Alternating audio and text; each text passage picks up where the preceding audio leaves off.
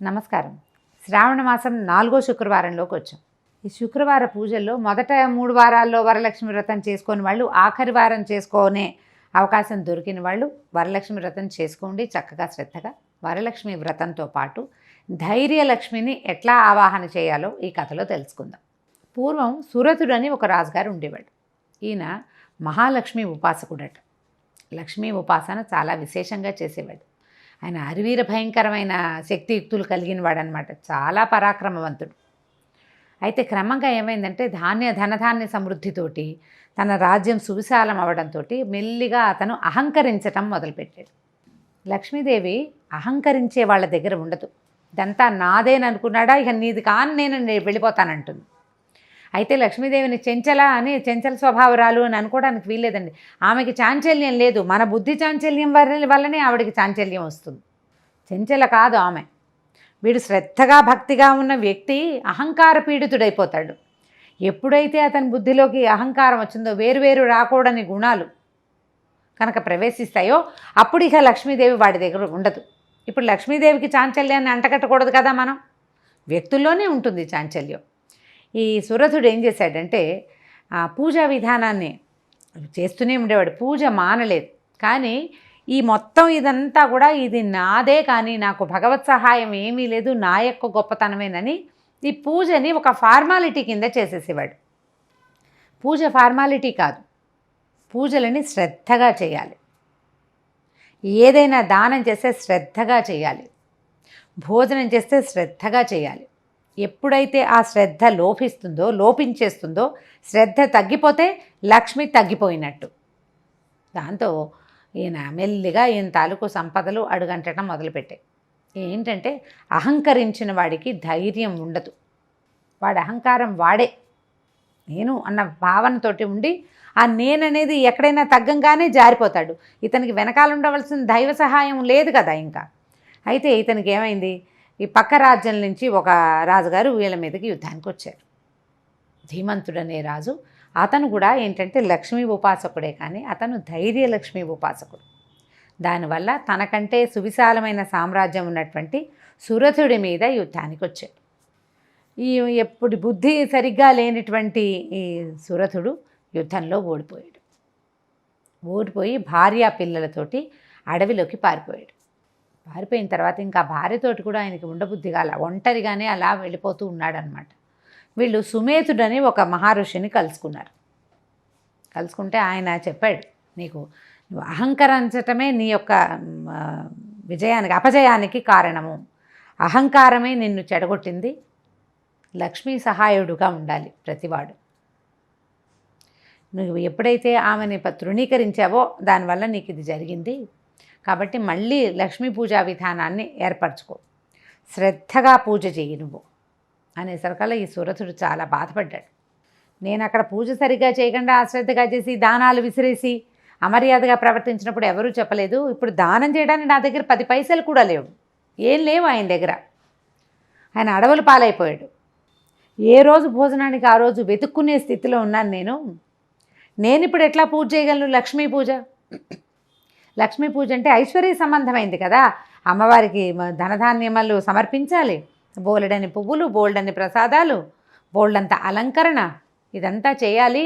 నా దగ్గర ఏమీ లేదంటే ఈ సుమేధుడనే మహర్షి చెప్పాడు, కాదు, అమ్మవారికి ఐశ్వర్యం ఉన్నవాడు పూజ చేయాలి, లేనివాడు లక్ష్మీ పూజ చేయకూడదన్న మాట లేనే లేదు. ఏమీ లేకపోతే ఒక ఉసిరికాయని లక్ష్మీ స్వరూపంగా భావించి కూడా పూజ చేసుకోవచ్చు. నువ్వు వాడుకునే వస్తువుల్లో ఏదో ఒక వస్తువుని లక్ష్మీ స్వరూపంగా భావించి పూజ చేయి. నువ్వు ఒక కత్తితో పనిచేస్తావు, గడ్డి కోసే మనిషివి నువ్వు, అంతే. నీ సంపాదన, నీ జీవితం అదే. గడ్డి కోసేవాడికి వాడి లక్ష్మి వాడి చేతిలో ఉండే కత్తి. ఒక పలుగు పని చేస్తాడు ఒక మనిషి, చెరువు తవ్వడానికి దానికి వెళ్తాడు, పలుగు పార మోసుకెళ్తారు. పలుగు పారే లక్ష్మీ స్వరూపాలు. ఎవడు ఏ పనిముట్టుతోటి చేస్తాడో అది వాడి యొక్క లక్ష్మి. ఆ వస్తువే, అదే లక్ష్మీ స్వరూపం. ఆమెని లక్ష్మిగా భావించి ఆ వస్తువుని పసుపు రాసి బొట్టు పెట్టడం, దీపారాధన చేయటం ఇంపార్టెంట్, అది ముఖ్యం. దీప జ్యోతులలో లక్ష్మీదేవి ఉంటుంది. ఆ దీపం ఎంత మేర కాంతి ప్రసరిస్తుందో అంత మేర లక్ష్మీ ప్రసన్నం ఉంటుంది. అది భగవత్ స్థానంగా భావించాలి అంతే. మనం కేవలం పూజ చేసేవాడి శ్రద్ధే కానీ ఇంకా వస్తువు భ్రాంతి పడనే అక్కర్లేదు. వస్తులోపం గురించి ఆలోచించద్దంటే అప్పుడు ఈయన ఏం చేశాడంటే ఆ ప్రాంతంలో ఉన్న ఒక జమ్మి చెట్టుని, ఆ చెట్టు నీడ కింద పడుకునేవాడు ఆయన. జమ్మి చెట్టు అంటే మనం సెమీ వృక్షం, అక్కడ సెమీ వృక్షానికి పసుపు గంధము సమర్పించి సెమీ వృక్షాన్నే లక్ష్మీ స్వరూపంగా భావించి పూజించాడు. ఆ తర్వాత కాలంలో ఆయనకి ఆ ప్రాంతంలో ఉన్న ఆటవికులతోటి స్నేహం ఏర్పడింది. రాజు ఎక్కడున్నా రాజే కదా. ఆయన రాజ్యం పోగొట్టుకున్నాడు కానీ రాజుగా ఉన్నటువంటి సహజమైన కొన్ని లక్షణాలు ఉన్నాయి. కొంత అహంకరించాడు అంతే. అది అతని శ్రద్ధాలోపం, తప్పు, పొరపాటు. ఈసారి ఇంకా ఆ పొరపాటు ఆయన చేయలేదు. ఆ ప్రాంతంలో ఉన్నటువంటి ఆటవికులతోటి స్నేహం చేసి వాళ్ళ సైన్యాన్ని సమీకరించుకుని మళ్ళీ ధీమంతుడి మీద యుద్ధం ప్రకటించాడు. అయితే ఆ రాత్రట ధైర్యలక్ష్మీదేవి ధీమంతుడికి ప్రత్యక్షమైందట నిద్రలో. సురథుడు జ్ఞానవంతుడు అయ్యాడు, అతను బుద్ధి తెచ్చుకున్నాడు, లక్ష్మీ పూజను చల్పాడు కాబట్టి అతని రాజ్యాన్ని అతనికి ఇచ్చేయమని. కానీ సురథుడనే మహారాజు మాత్రం అలా ఉచితంగా తన రాజ్యాన్ని తను తీసుకోవడానికి ఇష్టపడలేదు. ఆయన రాజ్యం వీరభోజ్యం, ఎవడైతే జయిస్తాడో అది వాడిదే.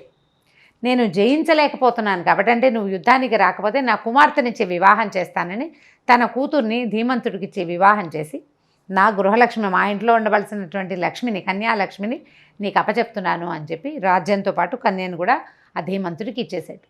తర్వాత తను అడవిలోనే లక్ష్మీ పూజ చేస్తూ తపస్సు చేసుకున్నాడట సురథుడు. ఈ కథలో సారాంశం చూడండి. ఎంత సంపాదించిన వాడైనా అహంకరించినా అశ్రద్ధ వహించినా వస్తువు పోతుంది. ధనం డబ్బుగా పోకపోతే పరువు పోవచ్చు, మర్యాద పోవచ్చు, రకరకాలు అవన్నీ పోతాయి. అహంకరించకూడదు. ఎంత సంపద ఉన్నవాడైనా దానం విధిగా చేయాలి, పూజ విధిగా చేయాలి. ఈ దానము, పూజ ఇదంతా నా యొక్క శక్తియే, సమృద్ధి అని భావించకూడదు. దీంట్లో ఉన్న భగవత్ సహాయాన్ని నా యొక్క శ్రద్ధ వల్ల, నేను పూజించడం వల్ల అమ్మవారు సుప్రసన్నంగా నా యందు ఉన్నది అని భావించాలి లక్ష్మీని గురించి. అలా భావించిన వాళ్ళకే మళ్ళీ ఆ లక్ష్మి దొరుకుతుంది. మొత్తం ఈ కథలు, లక్ష్మీదేవికి సంబంధించిన కథలన్నిట్లలో కూడా శ్రద్ధ చాలా ముఖ్యమైనదండి. ఇది ఒక చిన్న కథ అయినా కూడా ఒక రాజు చాలా పెద్ద రాజ్యానికి చెందినవాడైనప్పటికీ రాజ్యం పోగొట్టుకోవటం ఎంతసేపు, రాజ్యలక్ష్మి చేజారిపోయింది కదా శ్రద్ధ లేకపోవటం వల్ల. ఆ కాస్త సరి చేసుకుని, చిన్న చిన్న లోపాలు ప్రతి వాళ్ళకి ఉంటాయండి. శ్రద్ధాలోపం లేకుండా మాత్రం కనుక సరి చేసుకుంటే జీవితంలో అన్ని రకాల అభివృద్ధులు సంభవిస్తాయి. సర్వతోముఖ అభివృద్ధి జరుగుతుంది.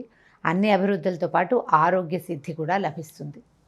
ప్రస్తుతం మనం ఉన్న పరిస్థితులు ఏంటంటే మనం జాగ్రత్తగా ఉండవలసిన రోజు. మన ప్రవర్తన ఎంత సరైనది అయితే అంత సరిగా మన జీవితం ఉంటుంది ఈ రోజున. కాబట్టి ఏ పని చేసినా శ్రద్ధగా, జాగ్రత్తగా చేయండి. ఈ శ్రావణ మాసం మన అందరికీ కూడా సకల శుభాలని అందించాలని, మీరంతా శ్రద్ధగా పూజ చేసుకుని ఉంటారని భావిస్తున్నాను. నమస్కారం.